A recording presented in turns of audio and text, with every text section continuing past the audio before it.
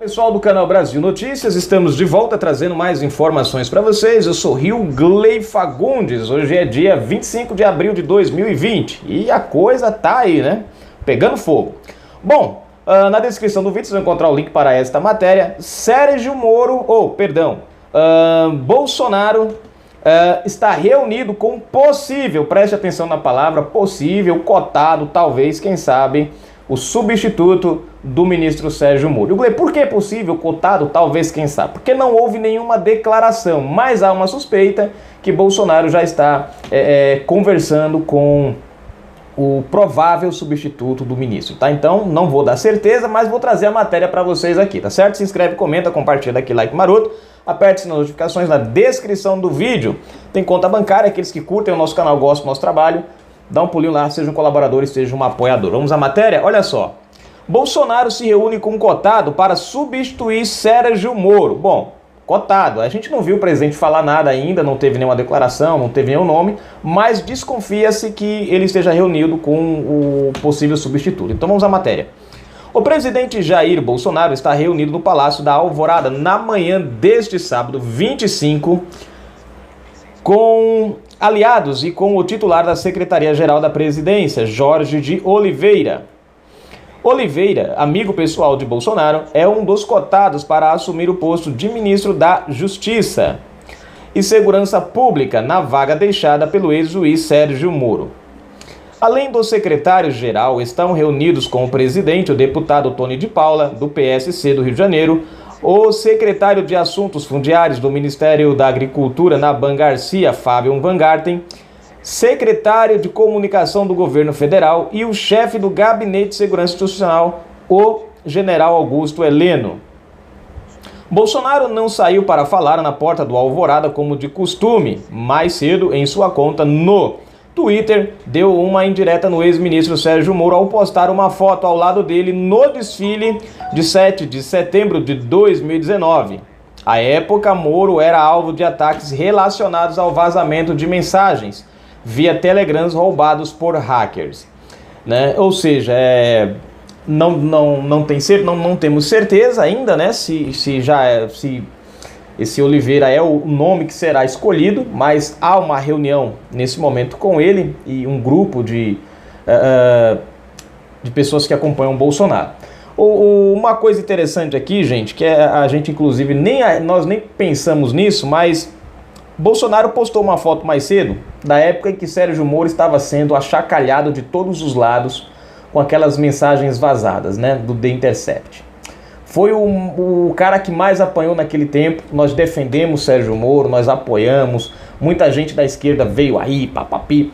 E o presidente Bolsonaro em nenhum momento colocou a sua confiança em dúvida no ministro Sérgio Moro. Pelo contrário, demonstrou todo o apoio, demonstrou toda a confiança no trabalho do ministro, né? Esteve ao lado do ministro todo instante. Toda hora vi minha sobrinha ligando agora. Toda hora se dizia, ali ia cobrar, toda hora se dizia, né, que Bolsonaro estava fritando Moro, toda hora se dizia que Moro estava para cair do cargo, aquela coisa toda, e apresentavam, impressionavam o presidente, queriam afastar o Moro, e vejam só que interessante, Bolsonaro esteve apoiando o ministro Sérgio Moro num dos momentos mais, vamos dizer, terríveis da sua carreira ali, por tantas acusações. Foi acusado de tantos crimes pelo The Intercept, pela esquerda, alvo de várias aberturas de processo, um monte de coisa. E você vê que em nenhum momento o presidente Bolsonaro abriu mão do juiz, do ministro. Em nenhum momento você viu Bolsonaro colocando a confiança dele em xeque em relação ao Moro, né? E é triste que a gente vê essa situação agora, no momento em que o Brasil precisava muito, né, do conjunto trabalhando alinhadamente, né? Sérgio Moro resolveu tomar essa postura em relação ao presidente da República, né? Bom, vamos tocar o barco para frente, a coisa continua, vida que segue, como diz o ditado, a política não para por causa disso, o presidente é Bolsonaro, não Sérgio Moro, né? Isso claramente reflete em vários aspectos, né? Traz uma certa perca ao governo, como a gente tem falado, mas é triste que o ministro Sérgio Moro não tenha sabido observar a questão hierárquica, né? E eu repito isso aqui de novo, porque muita gente fica comentando como se Bolsonaro tivesse pedido ao ministro uma coisa absurda, quando na verdade, se você sentar um pouquinho, tiver a paciência de ir pesquisar na internet, você vai descobrir, assim como eu fiz ontem, antes de trazer as matérias falando sobre a questão do Moro, eu sentei aqui no computador e coloquei lá as atribuições de quem é a atribuição de tirar ou colocar o diretor da PF. E aí eu vi que esse é um projeto da própria Dilma Rousseff, foi uma medida provisória que depois virou lei, né, em 2014, que são atribuições exclusivas, preste atenção nisso, exclusiva, tá lá para quem quiser ler. É a atribuição única do presidente da República contratar ou exonerar o diretor da Polícia Federal. Então veja que o que o Sérgio Moro usou como alegação para sair do governo foi justamente uma ação que era devida e exclusiva do próprio presidente. E nessa ação, a gente percebe que o Bolsonaro estendeu a cortesia a Sérgio Moro. O ministro da Justiça não tem competência para indicar. No entanto, o nome que estava na Polícia Federal era o nome que o Sérgio Moro indicara. E quando o Bolsonaro pede para ele, eu quero trocar o ministro, né, Bolsonaro agiu, vamos dizer assim, com respeito ao Moro, porque Bolsonaro não precisa, e isso está lá na lei, lá não diz que Bolsonaro, o presidente, tem que consultar ninguém, lá não diz que ninguém tem que dar aval a isso, não, lá é claro e simples, né, é condicionado apenas ao presidente da República a contratação ou a exoneração, sem nenhuma interferência de qualquer outro ministério ou outra pessoa qualquer, né? E você vê que o presidente foi lá e falou com o Sérgio Moro, pediu para que o Sérgio Moro fizesse a exoneração, o Sérgio Moro bateu o pé, segurou, né? Ou seja, uma atribuição que era do presidente da República. O Bolsonaro teve a consideração de procurar Sérgio Moro e sentar com ele, colocar lá o ponto dele, né? E mesmo assim, Moro se achou no direito vamos dizer assim, de negar o pedido que por lei, é exclusivo do presidente. Então é bom, gente, nessas ações, não sairmos falando qualquer coisa, mas primeiro sentar, ir lá no computador, no seu celular mesmo, e pesquisar sobre as atribuições a quem pertence a atribuição de tirar ou não o delegado diretor da Polícia Federal. E aí você vai descobrir que Sérgio Moro ultrapassou as suas limitações de ministro da Justiça quando ele não quis atender o pedido do presidente, já que é direito do presidente e não do ministro.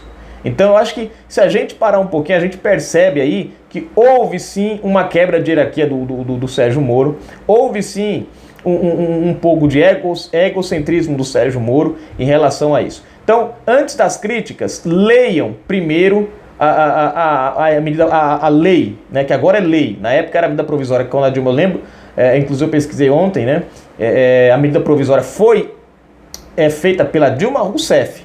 Então, se você vai criticar o Bolsonaro hoje, você tem que criticar primeiro a lei que foi criada pela Dilma. Então, a primeira criticada tem que ser a Dilma, né? Ou seja, é aquilo que eu sempre falo para vocês. A esquerda às vezes critica Bolsonaro, só que esquece que o caminho que Bolsonaro muitas vezes usa foi criado pela esquerda, né? Ou seja, hoje Bolsonaro pediu a troca de um delegado, de um diretor da Polícia Federal.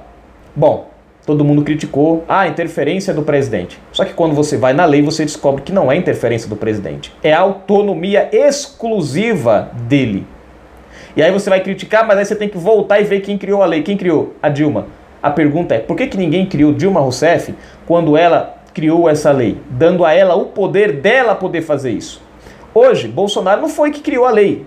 Bolsonaro usou a lei criada por ela. Então, a primeira coisa a ser criticada é quem criou a lei, já que se entende que isso é errado, né? Não quem se utiliza dela. Afinal de contas, a lei é feita para ser cumprida e Bolsonaro se utilizou do regimento, da lei criada pela esquerda, que se tornou lei para todos os presidentes da República subsequentes, né? Então é preciso que nós entendamos esses pontos de vista primeiro, né?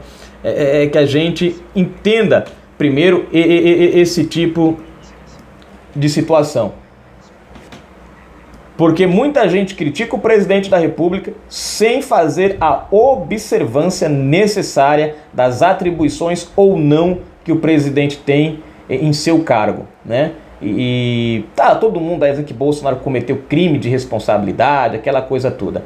Mas eu volto a falar, quem dirige um país como o nosso tem que estar a par de tudo. Bolsonaro não pode interferir nas investigações, mas o fato dele querer ter conhecimento do que a Polícia Federal está fazendo é uma atribuição que deve a ele. Afinal de contas, como é que ele pode criar um mecanismo muitas vezes para combater corrupção? Como é que ele pode criar um mecanismo para fortalecer a polícia se ele não sabe de que maneira a polícia está atuando, quais são as ferramentas que ela está usando, de que maneira, quais são as dificuldades ou facilidades que ela tem? Então fica difícil se o presidente não tem conhecimento. Então é triste ver a distorção dos fatos, a mudança das coisas, né? E mais triste ainda é saber que Bolsonaro apoiou incondicionalmente Sérgio Moro naquele momento de crise, né? Passou ali junto com o apoio popular, junto com o apoio do povo, e nesse momento que nós estamos passando de crise, Sérgio Moro não soube retribuir o mesmo favor de Bolsonaro lá atrás. Volto a dizer, Sérgio Moro